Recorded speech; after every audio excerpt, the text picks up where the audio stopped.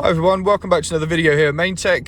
Today's video is just going to be a service on a BMW 1 Series, so I'll just take you through the procedure for changing the oil and filters. As part of the service, I'm just coming down onto my diagnostic unit and just checking for any fault codes in the system, so as I just go through the car. So as all these faults are logged on here, I can just go into those. For example, one fault that I did notice while I was driving the car was that we had a parking fault, and as you can see there that we've got a front right ultrasonic sensor fault, so I'll be taking a look at that. But yeah, like I say, just going to take you through the step-by-step procedure, carry out the service on this vehicle, and I hope you enjoy.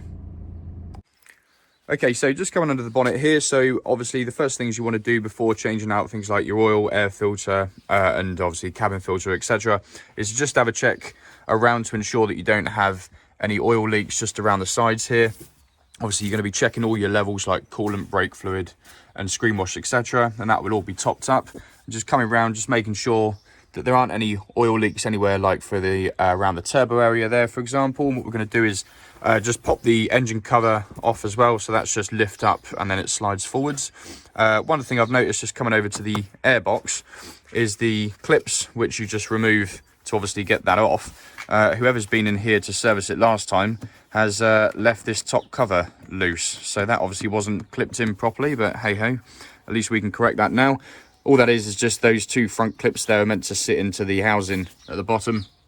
Another thing for you to just take a look at when you are under the bonnet here is checking for your auxiliary drive belt. What you want to make sure is there aren't any sort of splits or perishing in that there, just to make sure you've got a nice reliable drive belt there, as that's responsible for turning things like your alternator and your aircon pump, etc. So just to make sure that that's all okay. Okay, so all I'm going to do now is I'm just going to raise the vehicle up, put the axle stands underneath, and get ready for draining the oil.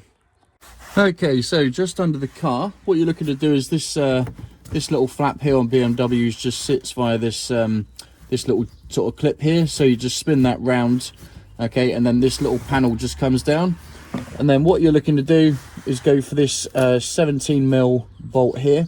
So just slacken that off, and then just use yourself a nice drip pan like this, and then you can just allow your oil to drain straight out of the sump bung here and into the drainer. And then once we've finished that, we'll just pop that sump bung back in, nip it up to 20 Newton meters, and then we can go ahead and continue removing our filters from up the top.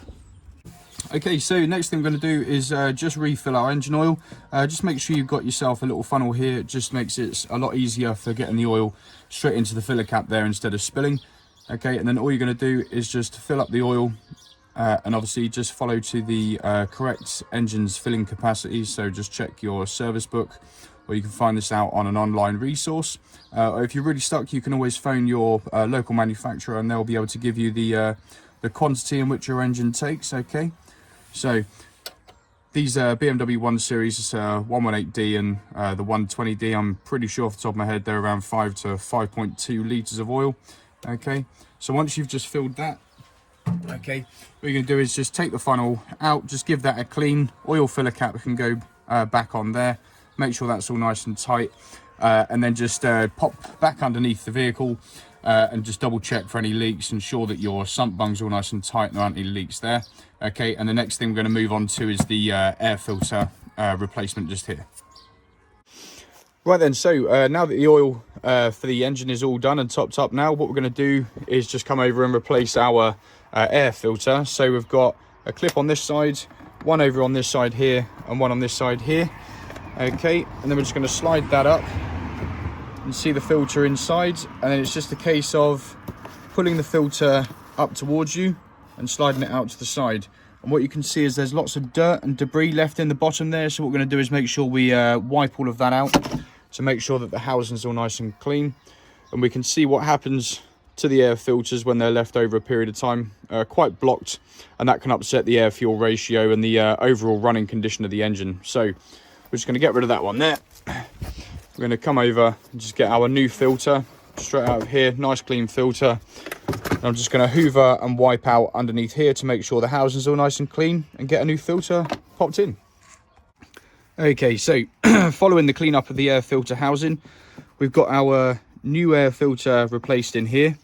And if you look down the front, you've got those two clips where it was loose before, so they're nice and housed nice and correctly under there.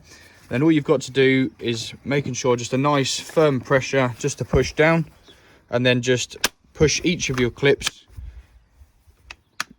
just to secure the top of the air filter housing, just like that. So we've got 1, 2, 3 clips, and then those little 2 locators at the front there, and then just double check all the way around the housing of the air box to make sure that there aren't any leaks and everything's all secured perfectly. And then what we're going to do now is come over up to the top here. This is our cabin filter that sits along the top here, this nice long filter.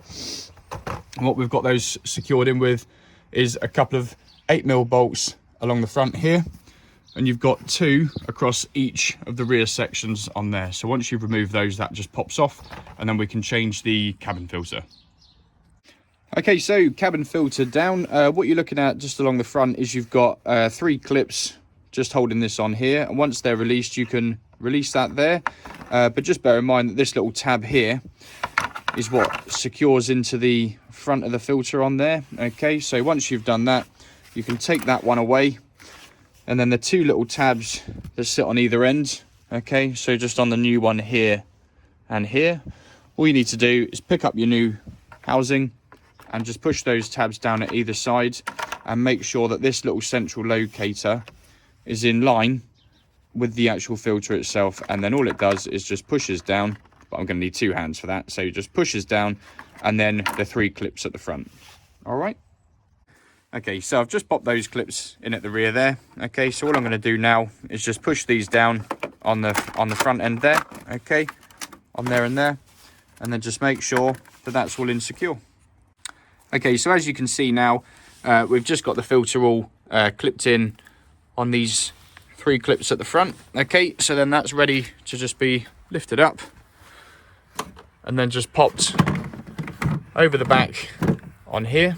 Okay, and then all you're looking to do is just locate them on the 2 back sections there, and then lining up the 2 bolts at the front here, and then we can give this a nice clean down and make sure that it's all nicely presented for the customer. So just wipe down all the dust that builds up just along the front there. Okay, do it all the way along the back, and then just re-secure everything, and then we've got new filters, and then everything's all nicely secured, and the vehicle's ready to move on to the next stage.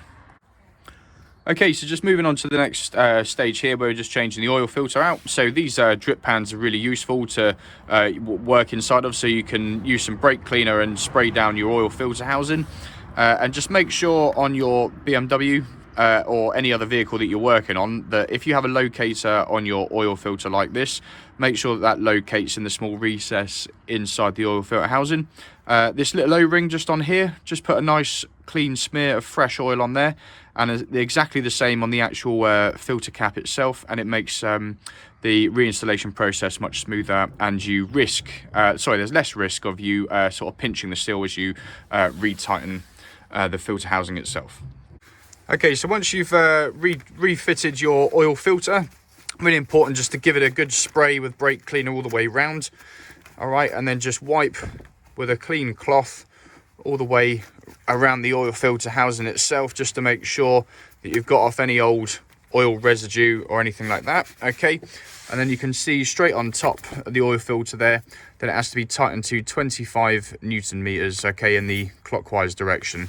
So once you've done that, and like I say, just give it a nice clean off just to make sure that it's all nicely presented, and just wipe down the surrounding areas just to make sure that everything's all nice and clean. Okay, so 25 Newton meters on here, nicely nipped up. Spray some brake cleaner around with a clean cloth just around the oil filter here, and then obviously start the engine up and just double check for any leaks. Okay, so once you've changed all the filters on the vehicle, okay, so we've just done the fuel filter down on the underside, okay, and the oil filter, obviously pollen, and we've done the air filter here, all oil, and the sump bung underneath. You just want to check around to make sure there's no oil leaking anywhere here, making sure everything's nice and snug, dipsticks down, and then just double check underneath the car as well, just to make sure that there definitely are no oil leaks, and then you're good to go. Okay, so just taking the dipstick out of here to recheck your engine oil level. Okay, you can just see along the bottom there of the dipstick that you've got minimum and maximum. So what you're looking to have is that your oil level is just on that little recess here, okay, once you've changed to the correct capacity, and then you've got a nice full fill of fresh oil in the engine. Okay, so that's just where to check when you're looking on a dipstick between minimum and maximum, and we're just looking to get it in that little ridge there. Okay everyone, so just to clarify and just confirm everything that's been done now. So we've done oil filter, of course we've done the cabin filter at the top here, air filter, the fuel filter just underneath. Unfortunately my battery went flat, so I had to do that without filming. And obviously, as I've said about doing the checks around for things like oil leaks, double checking your capacities, topping up your screen wash, checking brake fluid. Don't forget brake fluid's due every 2 years. And over here you've got your antifreeze as well, so that's been checked and that's absolutely perfect. I've cleaned all the covers, as you can see on top here, cleaned all the engine cover, the air filter housing here, and the duct along the front.